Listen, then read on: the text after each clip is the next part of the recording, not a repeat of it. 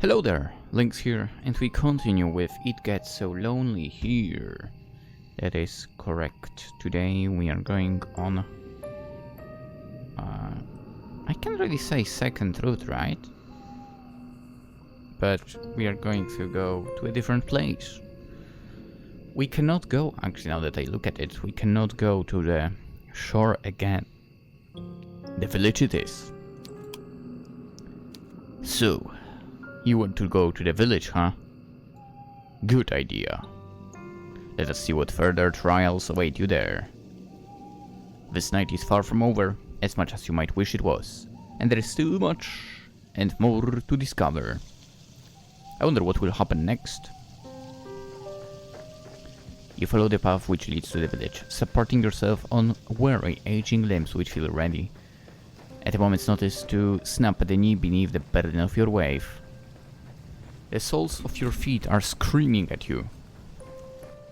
You need to lie down, and quickly. You only hope as you continue to run that you will find a suitable residence in which to rest at the village. You do not know what will await you at the village, but you have visions as you run of a quaint, scenic settlement, all thatched cottages with sloping roofs. Surely there will be a kindly peasant who will be willing to put up a young runaway for a few nights. You can imagine, too, the face of this kindly peasant from the fairy tales you read in abundance as a small child. She will be broad-shouldered and ruddy-faced, with a dull brown hair crowned beneath a cap. Her arms will be sturdy from many years of washing clothes and milking cows, but she will be kind to you and compassionate, just like a mother. You don't know what mothers are like. You hardly ever spoke to yours. You're only guessing. You are not a complete fool, however, despite your tendency to daydream, and you do have a few reservations. Peasants do not, as you know from your voracious reading, have much money, nor do they have much food. It might be hard to convince a resident of the village, even the kindly washerwoman of your fantasies, to take in a complete stranger.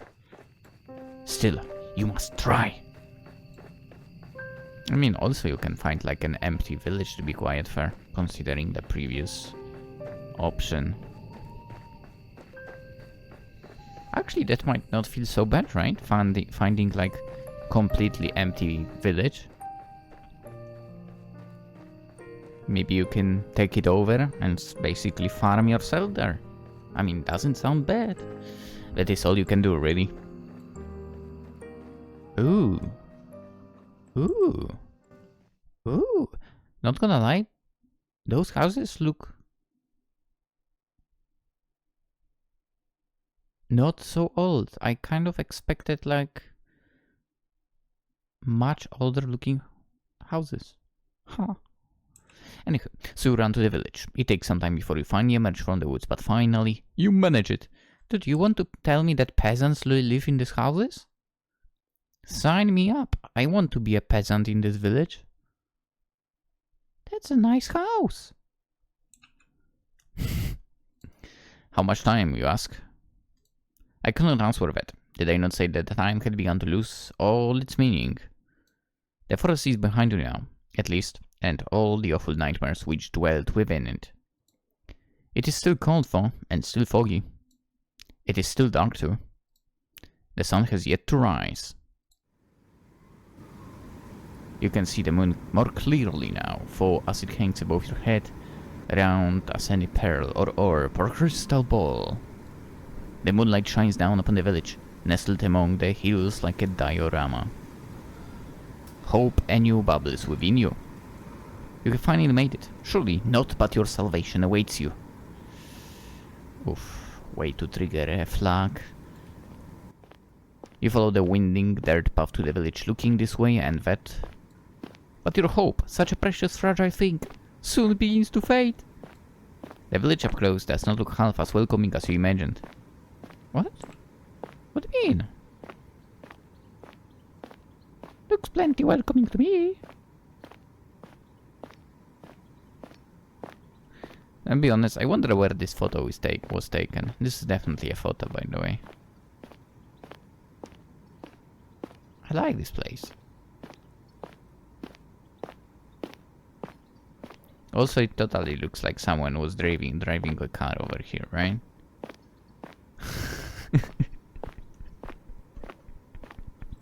Anywho. There are cottages, yes, but they are in a state of disrepair. Oh, come on. What? Maybe. There are holes in the roofs. I mean, maybe there are more buildings we don't see. And holes in the windows.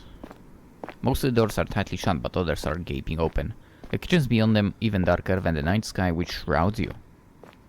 There are no lights on in any of the windows, and neither can you see any people, insomniacs like you, at them. You cannot hear anything, either beyond the sound of your own footsteps and the low, mournful sighing of the wind. The village is quiet, eerily so. It is immediately obvious, even to a naive girl such as yourself, that something terrible must have befallen this village. You know before you try your luck at one of the houses that nobody will answer you. There will be no kindly red-armed washerwoman to welcome you here, no matter how much you wish for it. But that does not stop you from wishing regardless. Your knuckles rap smartly against the wooden door. Your efforts soon prove, however, to be in vain. There is nobody here to hear your entreaties. How very sad. You try another door, then another, but the result is the same, regardless of how many doors you rap upon. Nobody answers you. How could they? There is nobody there. Once again, you have found yourself all alone. At least you have found some dwellings in which you can rest your weary head. Will you utilize one of those cottages for your purposes? Hell yeah. Nobody's here, you might as well. But no! An abandoned cottage is not what you are looking for. You would rather have companionship, would you not? Bravely you swallow your tears. You wipe your eyes with the back of your arm in a well-practiced motion, then you hail. You square your shoulders and keep going. Surely the village cannot be completely deserted. There must be one person here, at the very least, who can help you. That is what you are thinking as you resume your search. You flit from cottage to cottage with precious little show for your determination until you make yet another discovery. Uh-oh. A church? Oh boy. Oh boy. This village, with its squat thatched cottages bathed in the moon's glow, has a church. Well, of course it has a church. The villagers who once dwelt here were not godless heathens. Who knows? Not that their faith did them all that much good in the end, yeah. Still, the sight of the church soothes your overtaxed heart.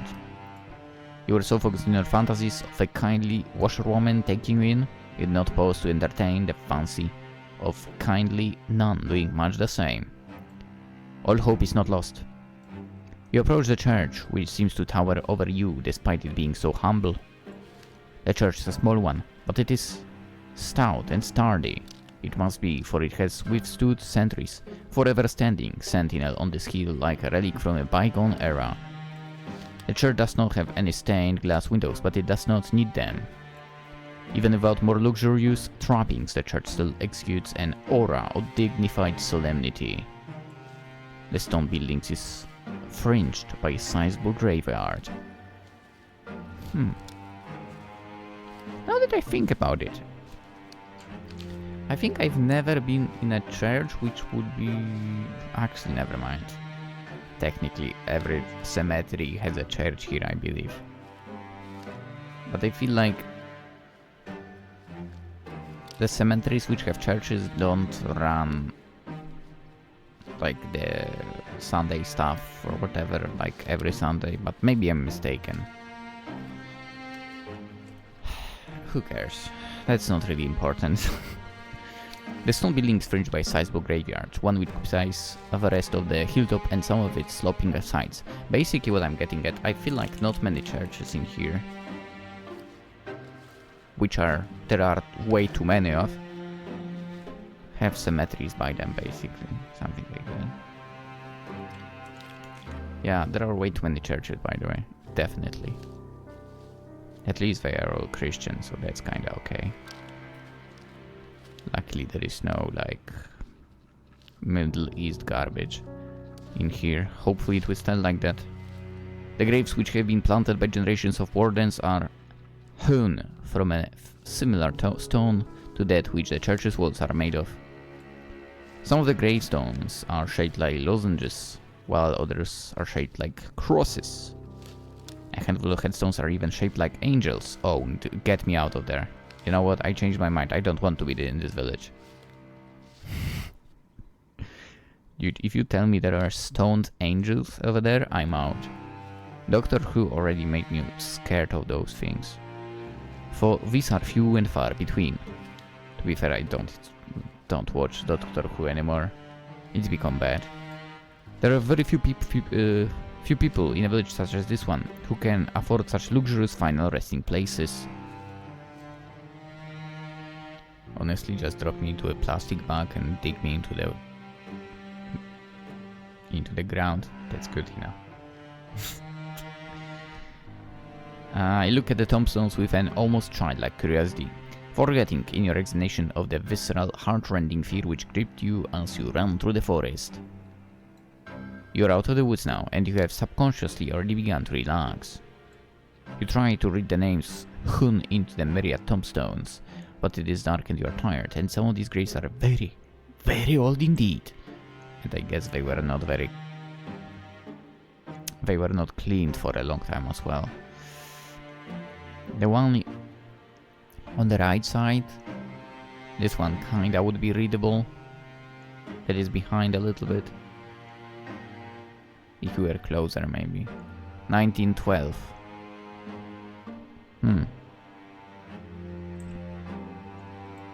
You strain your eyes, but you do not have much luck in this endeavor. Oh well. Such superfluous details are not important. You eventually tire of examining graves and turn. This graveyard is an expensive one, unusually so, given the village itself is so small. How can it boast so many corpses? And there is much to explore. You walk about the perimeter of the church, casting your gaze first here, then there, then everywhere, consumed, as you are, by your immense, all-encompassing curiosity. And as you do, you see her. Oh shit. Oh snap. Yo. A gravekeeper? Yeah. To be quite honest, I'm a weird kind of person. I would not mind trying working as a gravekeeper. Unfortunately, it's not very well paid. So, yeah. At least in Poland, it's terribly paid. She looks like an ordinary girl, small and scrawny, just like yourself. But she's much more than her unremarkable appearance might suggest. Also, that shovel is kinda messed up, isn't it? That must be very uncomfortable to use. Anyway, for some moments you observe her hiding, all the while in the shadow cast by the church, like a furtive lizard clinging against a rocky edifice to shroud itself from the sun. There is no sunlight here for... There is only the night sky and the stars and the moon. Beneath the moon's light, a silvery implement the girl is clutching shimmers. It takes you a few moments to see what it is that the girl is clutching in her hands. It is not until you see her manipulate it, its sharp edge biting into the earth, that you understand. It is a shovel. This girl is standing in an isolated corner of the churchyard, late at night, and she's digging a grave. Well, we suppose she could always be digging a hole for the sake of it, but her work seems much too precise for this to be the result of mere whimsy. It is hard for you to see her face, given the distance between the pair of you, but her posture is one that speaks of supreme concentration. She moves slowly, mechanically, like a woman on a mission, driving the end of the shovel into the earth over and over. Her motions are regular enough to be repetitive. There is something hypnotic, almost in the manner in which she attends this task. We all forgot to do that. Should you risk interrupting her? Do you dare? You get the feeling that she would not appreciate it. Even before she knows you're already there. The shovel in her hands, meanwhile, is rather hefty. If she wished it, she could cause you no small amount of damage with it. Cold anxiety makes your skin prickle. You don't know if you should risk speaking to her when she, in her dark cloak, with her shovel, looks so very strange. But what do you have left to lose? You've come this far. It would be folly to turn back now. It is with this thought in your mind that you decide to approach the strange girl. I mean, to be fair, our girl could be basically strange to the gravekeeper over here. Your footsteps are quiet. You've grown accustomed to sneaking around like a cat, but they are not quite enough. The girl's senses must be fine-tuned because she blinks. I mean, also it's middle of the night, so... Then she turns. Actually, this... Your eyes meet, and once they do, you feel your breath catch in your throat. You did not have a clear view of the girl before, concealed as you were in the shadows, but now she's looking at you. You can tell that she's pretty. Her skin is very smooth, and her hair, though obscured by a dark hood, is very fair. Her eyes, meanwhile, are a clear, cool blue like ice. You know who she's similar to? She's actually looking similar to a character that I like the design of, but I don't like the personality of. If you know Data Life, you will know who I'm talking about. Anywho, those eyes of hers, which are large with unease, are fringed with very long, fair eyelashes. She looks as though she has stepped out of the pages of a picture book. She's simply too perfect to belong to this world.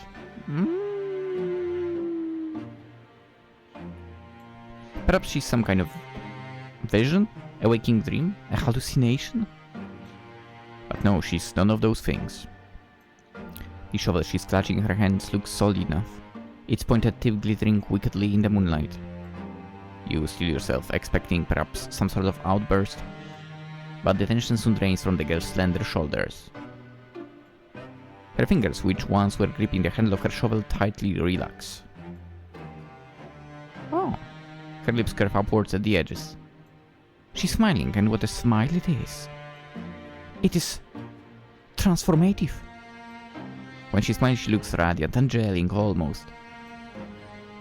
Hers is a smile that is so suffused with light that your eyes begin to prickle from it. You are so relieved, you almost feel as if you could cry. It would not be the first time you've wept during this night, and neither would be too surprising if you did.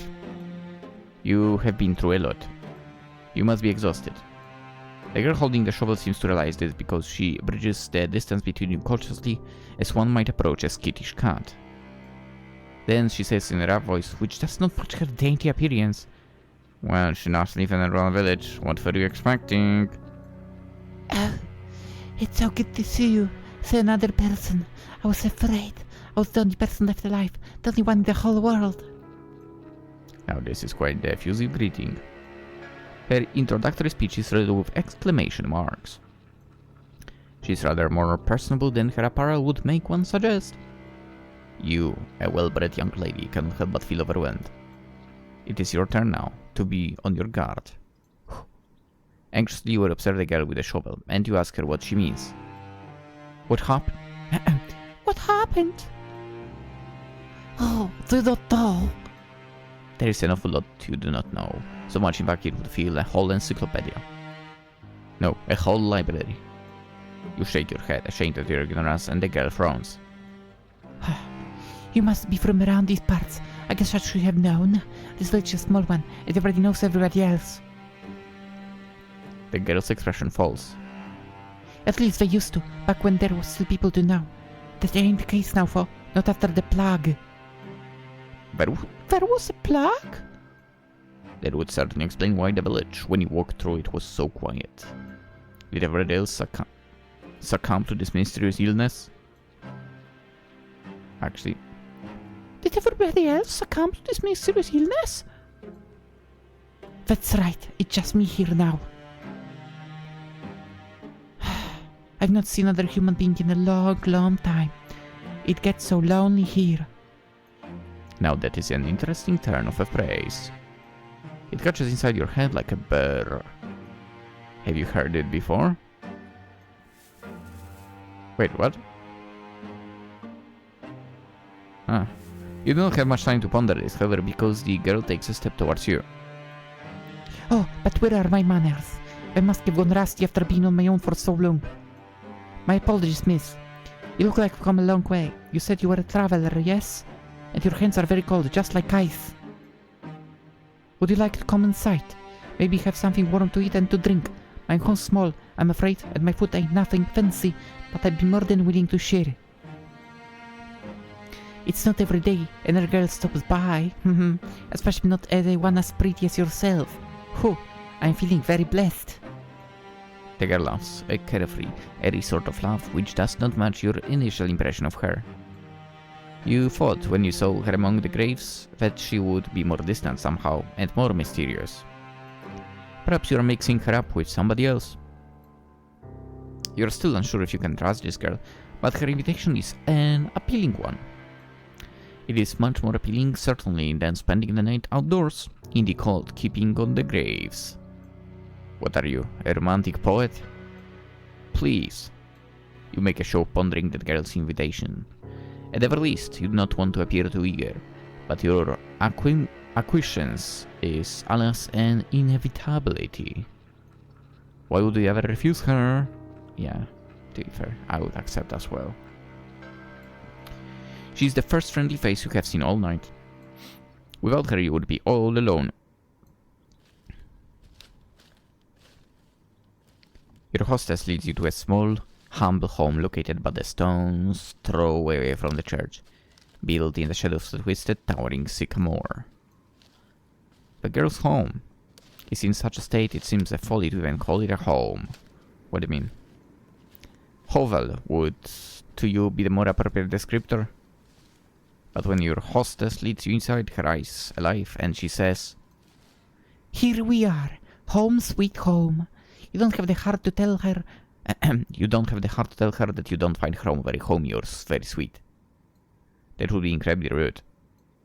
As a guest, you ought to be more appreciative. See?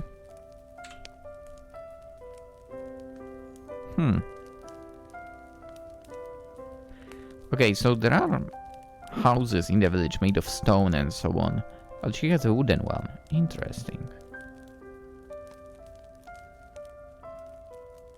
I wonder why that is.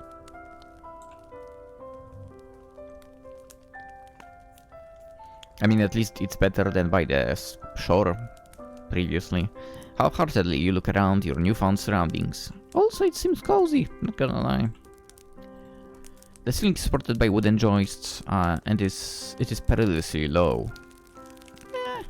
Not so much that you are in danger of bumping your head, but just enough to feel claustrophobic. There is fire in the corner, for it is not consigned to a grate. The fire instead is blazing in the open. A circle of logs set alight like a scene from a witch's kitchen. Above the fire hangs a silvery pot, suspended from one of the wooden eaves. Other objects of interest are hung from the eaves. Iron implements you take to be cooking utensils, various herbs, and strips of meat left to cure. The smell of cooking fills the air, mingled with the sharp, sour scent of unwashed bodies. What? Wait, what? What do you mean by that? How? You wonder, does your hostess clean herself? You do not see a bathtub anywhere. Ooh. Perhaps she does not possess one. The girl's home is unremarkable in every regard, but it is, you suppose, better than nothing. At least there is a roof over your head, and food to put in your belly. I mean, she invited you inside, doesn't mean she will give you food. Come on, don't assume like that. The girl looks to the pot suspended over the fire, which she gives a stir with a ladle. Then she brings the ladle to her lips to taste whatever concoction she was brewing within it. You can only hope that she is not, like the weird sisters from the famous play, brewing a broth with any snake fillets.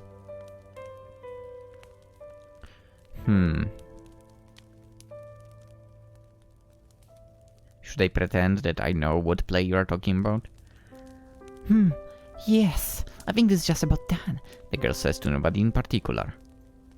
She sets the ladle down, back in the pot, then looks to you and smiles. Do you want something? It looks as though you've come quite a long way, and you must be hungry. Those words are like music to your ears, even more divine than the trumpets of God's most loyal angels. You are so hungry you could eat a horse. Not that there are any horses in the immediate vicinity.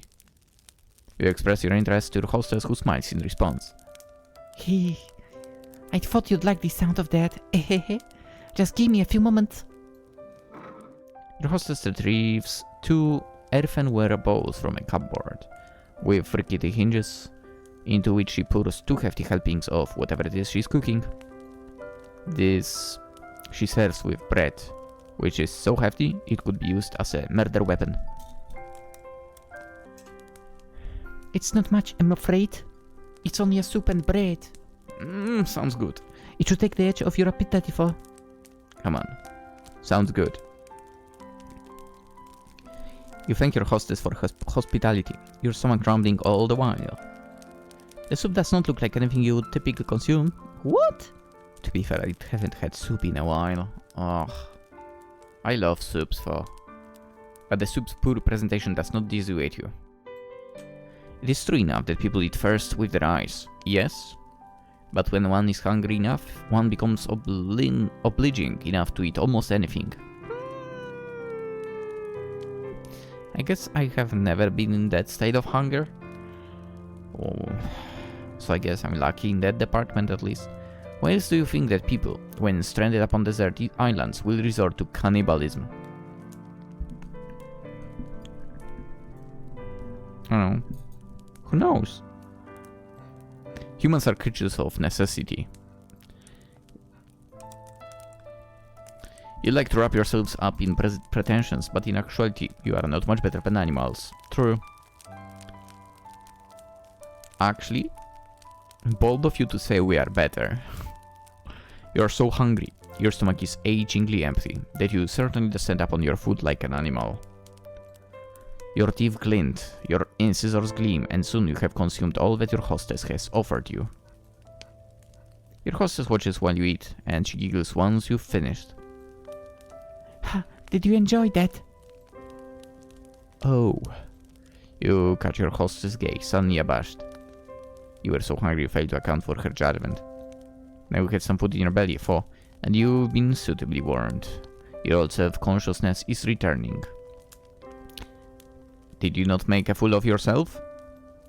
You demur, shyly looking at your lamp, fearful all the while of what your hostess might think of you. You don't want her to take against you. Fortunately for you, however, and for your fragile ego, your hostess is not the judgmental sort. She's not like the girls you grew up with. Well, I'm glad you enjoyed it. It's nice to see my food being appreciated so heartily. I know the best, but I've been practicing for a long while. I used to cook for my father all the time, you see. This remark catches your attention. Oh. Quizzically, you look at your hostess, your abashment over your animalistic eating habit suspended. What happened to her father? I mean, it's pretty obvious what happened to her father, I would say. It seems a grim thing to contemplate after having eaten, but... Didn't your hostess mention something about the plague? Yes. Your hostess says, her voice soft now and serious. That's right. There was a plague. And what of the villagers? What of her father? They're all gone now. Gone? Yeah, you see. Your hostess rearranges herself onto her chair, one slender leg folded over the other. Then she begins her tale in earnest. My family has a history. We've lived here for centuries. By the chair so we can tend to the graveyard. Okay. So this about this century or so, then it would certainly explain the dirt. My father used to prepare bodies for burial. Back when he was alive, he built the coffins and he dug the graves, and he lowered the coffins into the dirt. I know it might sound like an awful job, but somebody's got to do it. There's no sense averting our eyes from death, not when it happens to the best of us. It's a noble profession, one that's been handed down in our family for generations. My father's father was a gravedigger, and so was my father's father's father, and my father's father's father's father. Digging graves is in our blood. It's who we are. My. That was a surprisingly pretty speech coming from a girl who lives in the countryside, a girl who is without much in the way of education. It is... I mean, you don't know that. It is apparent, you just listen to her, and the way she slurs her syllables together, that she has never had any luxurious lessons, not like you. There is a determination, however, to her, and a pride in her genealogy, which gives her a respectable aura. You cannot help but be impressed. So you ask your hostess, does that make her one in a long line of gravediggers? Yes, Your hostess, the gravedigger, says. that's about right, for I was never supposed to be a gravedigger myself.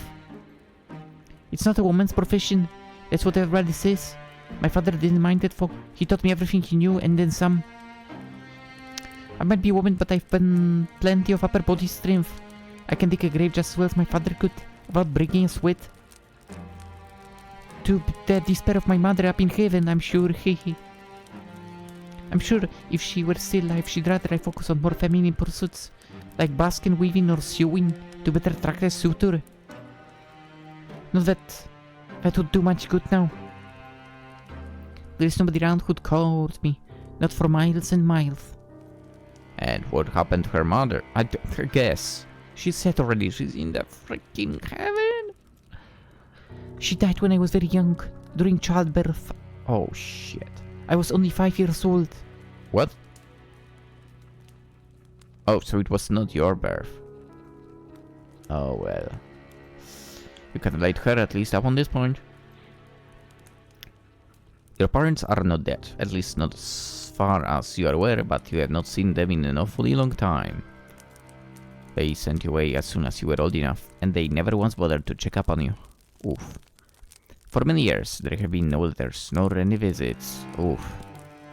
You offer the gravedigger your condolences. You don't know if they will help, but you feel like you cannot say nothing. That would seem heartless.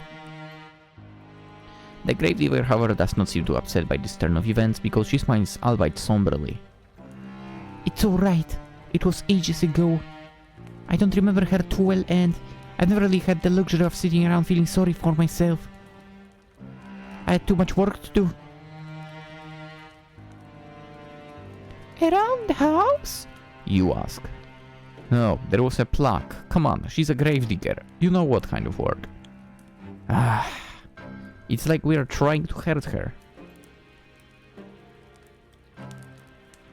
That too. I was the oldest child, so it was my job after my mother died to manage the sweeping and the cooking.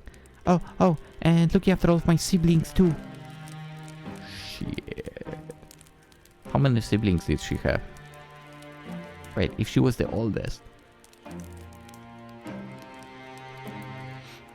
And her mother died when she was 5. I mean, it couldn't have been that many siblings, right? You blink intrigued, then glance about your hostess's humble lodgings. You not see any siblings in the immediate vicinity. Yeah. Connect the dots, girl. Where could they be? Connect the dots, girl. The gravedigger must have noticed your roving eyes. You are not being exactly subtle, because she shakes her head. I had siblings. 2 younger brothers. They're both gone now. Oh. You should have known. Yeah, you should have. You apologize to the gravedigger for your lack of tact, but she does not seem upset by this faux pas. Or however you say that. I'm not French, so I don't care. Don't apologize. It's not your fault. My brothers weren't long for this world anyway. The youngest, he died when he was still a babe, and the oldest, he died before he reached double digits. I was upset about it at the time, of course, but I've come to terms with it. Life's a fleeting thing in this wicked old world. That's something you learn in the street. Digging graves, I mean. I've the grace for the elderly and the infirm, but I've also the grace for young babes still in their swaddling clothes. That's the nature of death. It comes for all of us in the end, no matter how old we are, no matter how much money we have, no matter how good or bad we've been. It's the great equalizer. Or so I've heard. A chill creeps down your spine as you listen to your hostess's speech. She's not wrong, but the inherent mortality of all humankind is not something you wish to contemplate. It is too disturbing. For the longest of times my family was a small one.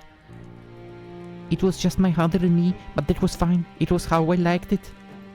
I was very happy when, even if our lives weren't the best.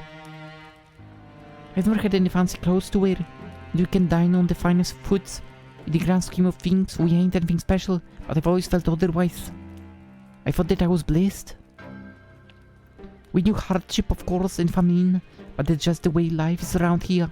When food supplies were low, we always helped one another out. I had my father, but I also had the rest of the village. We all looked after one another, and things always worked out in the end. At least I did. Until the plague happened.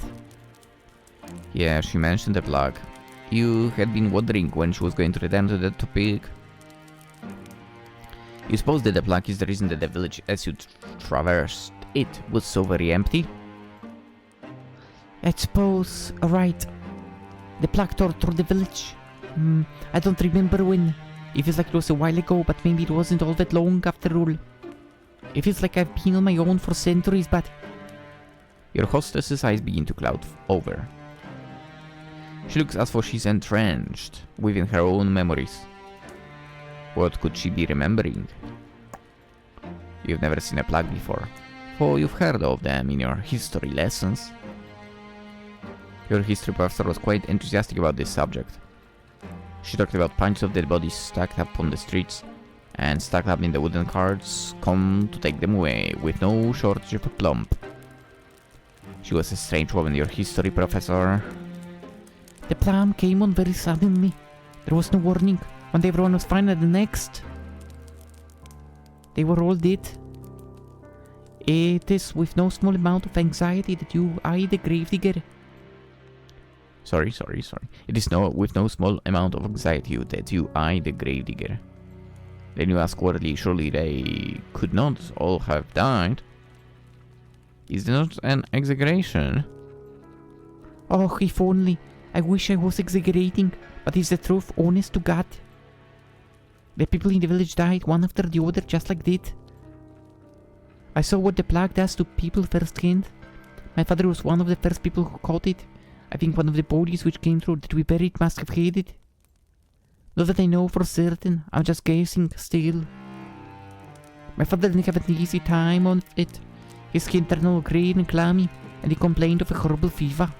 There were night sweats and stomach cramps. And then there were the boils. The boils? What do you mean? Pustules. They were the size of eggs, and they were full of pus. When they burst, it stank. The whole house was full of it. The stink of death.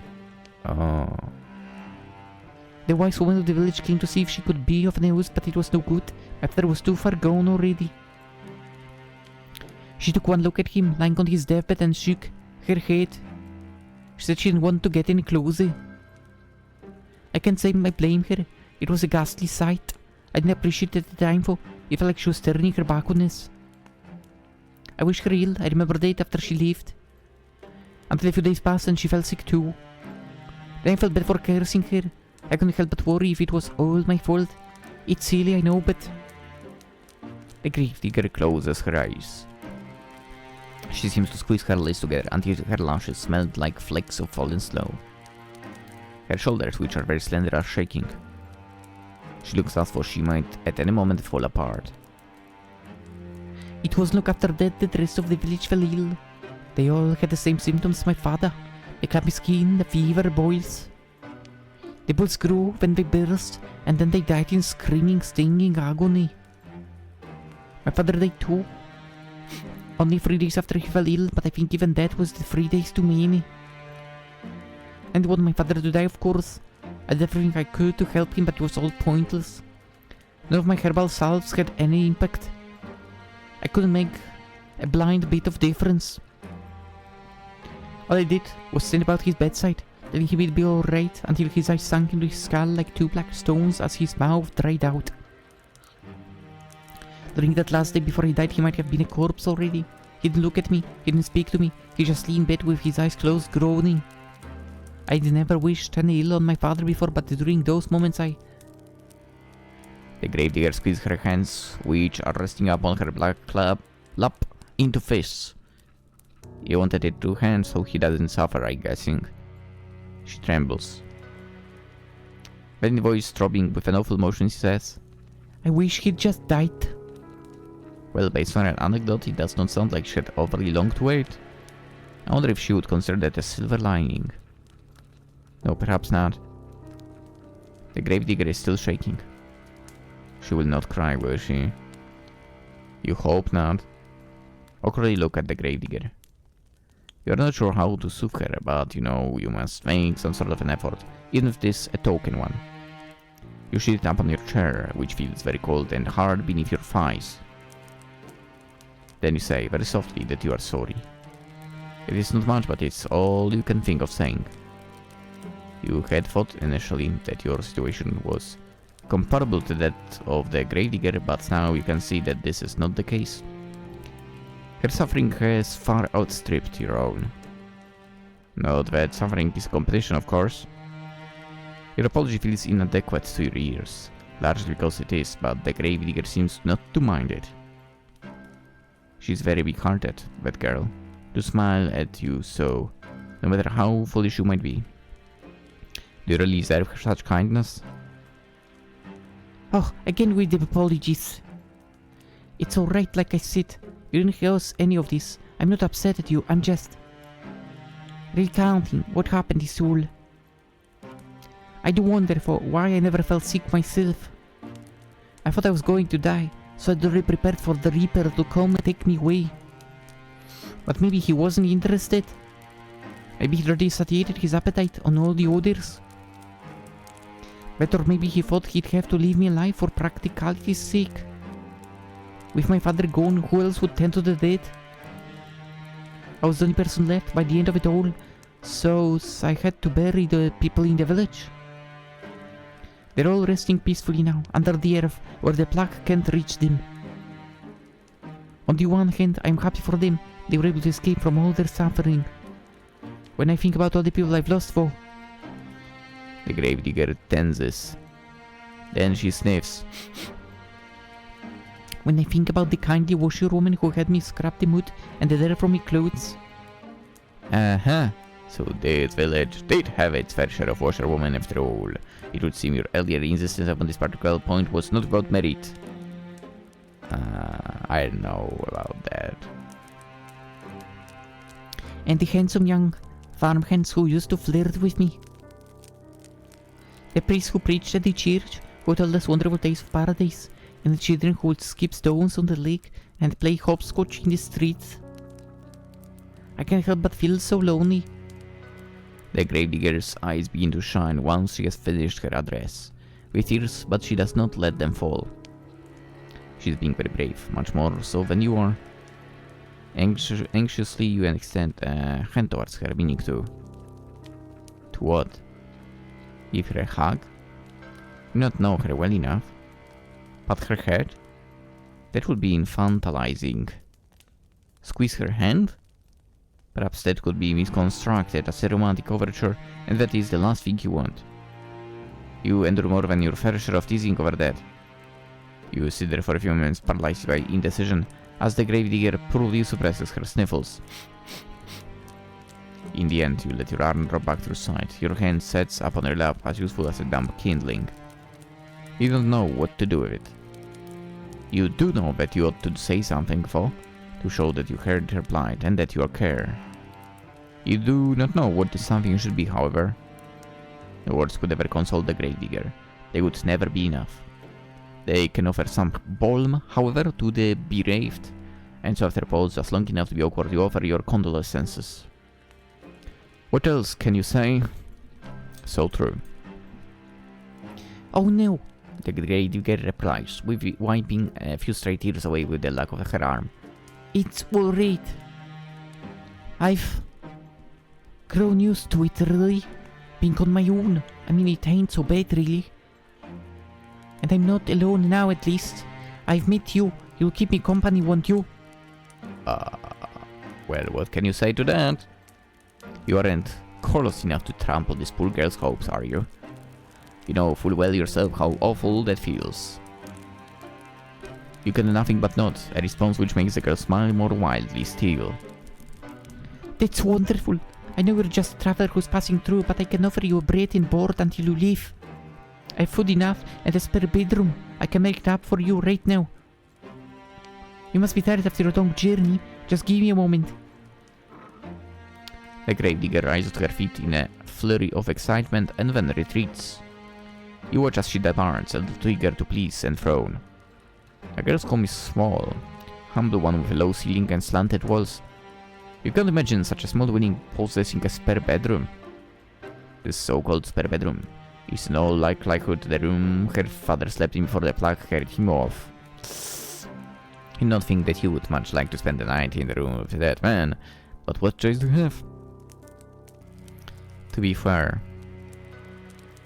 unless you buy an absolutely new house, apartment or whatever, you probably do sleep in a room in which someone died in the past. Just saying. To be quite fair, when I was younger, right?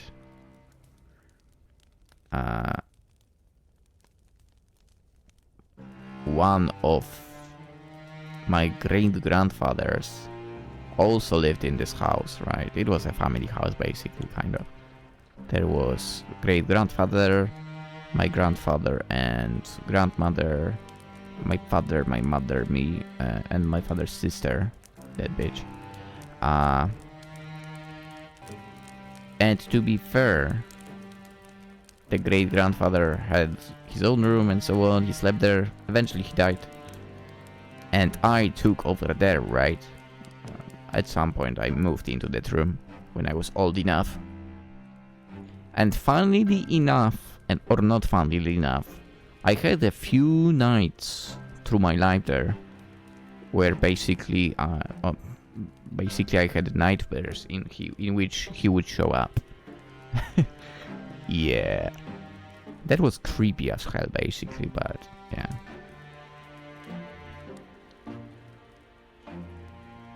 Who knows, maybe it's because I was in the same room. Just saying. Anyway. Not like anything weird happening, but the thing was like, for some reason, him staring at me through the window or something like that. That kind of nightmares. Yeah, that was, at the time, creepy as fuck. Anywho, you do not think that you would much like to spend the night in the room of a dead man, but what choice do you have? True. You are tired, wretchedly so. Why, it is all you can do to keep your eyes open. While you were running through the forest, desperate to escape your pursuer, you had no thought in mind beyond finding some safe sanctuary in which you could recuperate. Now that you have found that sanctuary, it will be unreasonable to find faults with it. You ought to learn to be more thankful for what you have. There are many people in the world with less. Yo, that's a nice room! Yeah! You rise and follow the gravedigger once she's finished her preparations to her so-called spare bedroom, which is every bit as cramped as you feared it would be. What are you complaining about? It's nice! At least there is bed, which comes as something of a relief. The rest of these lodgings are so humble you were half expecting a straw pallet. As tired as you might be, you cannot lie to yourself. You have no desire to sleep among the hay like an animal. The sheets of the bed are clean too, a fact you discern with a cursory glance. So will not be expected to sleep upon the sweat-soaked linen of a plague-ridden man after all. This really is your lucky day. I got you this too, the gravedigger says somewhat shyly, as she hands you a folded gown. To sleep in. I thought it might come in handy. Your own clothes are, A little shabby. She can say that again. Your cat is covered in mud, and the Jaime is torn and ragged. This nightgown is one of my old ones, so it suffered a bit of wear and tear, but I hope it will fit all right. It's clean, if nothing else. You accept the nightgown from your benefactress with words of thanks. You want to sound appropriately appreciative, but you cannot mask your fatigue. Weariness overcomes you and you yawn, a fact the gravedigger does not fail to notice. Oh, begging you pardon. I don't want to keep you. I'll be making myself scarce. If you need anything for, don't hesitate to ask. I'd be happy to help. The gravedigger bows her head to you like a drudge, then hurries off, closing the door behind her with a toot. I can't help the feeling that our character acts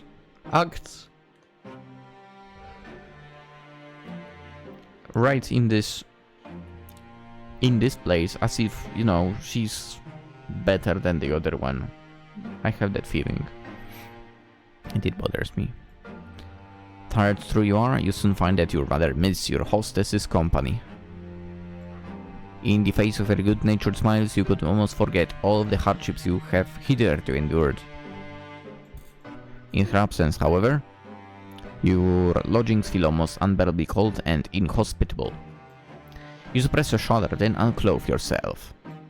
You work as quickly as you are able, but your fingers are cold and they fumble with the buttons of your blouse. It takes you more time than you would like to complete this endeavor, but you soon have your shirt and your skirt dispensed with. You are tired to fold them neatly, so you do not bother to fold them at all.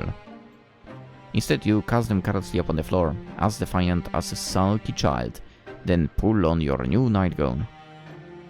Your hostess's earlier warnings were apt enough. It is quite worn, but it fits well enough.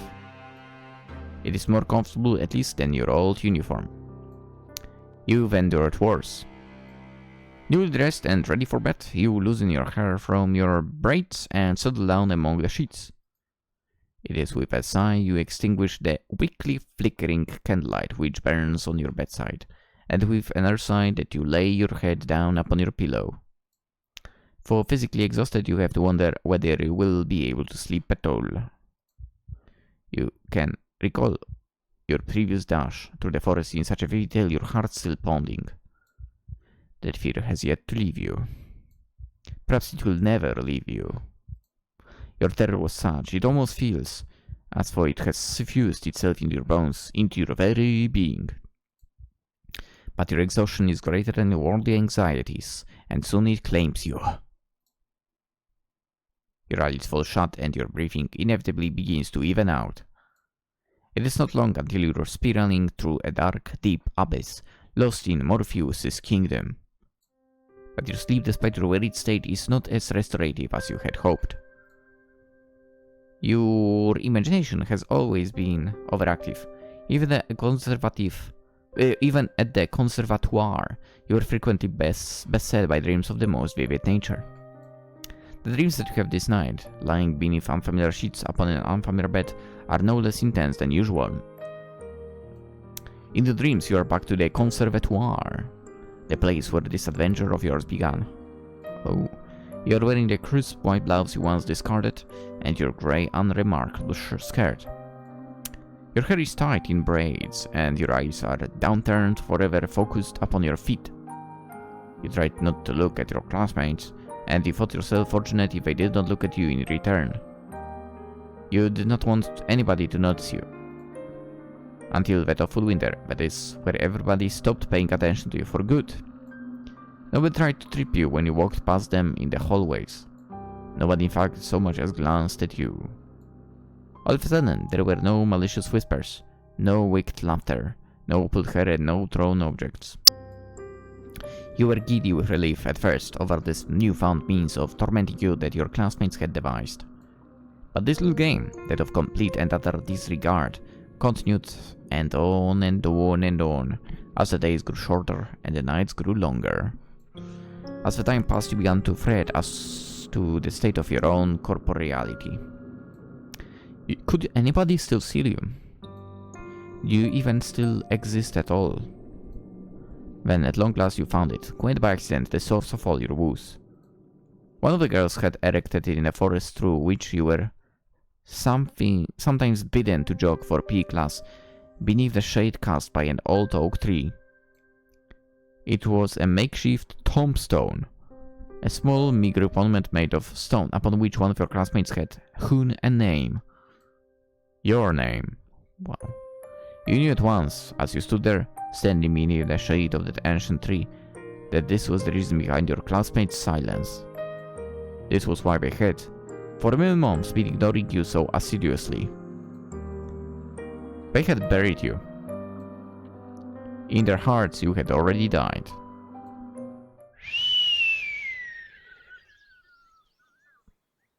Damn. Damn. That is crazy.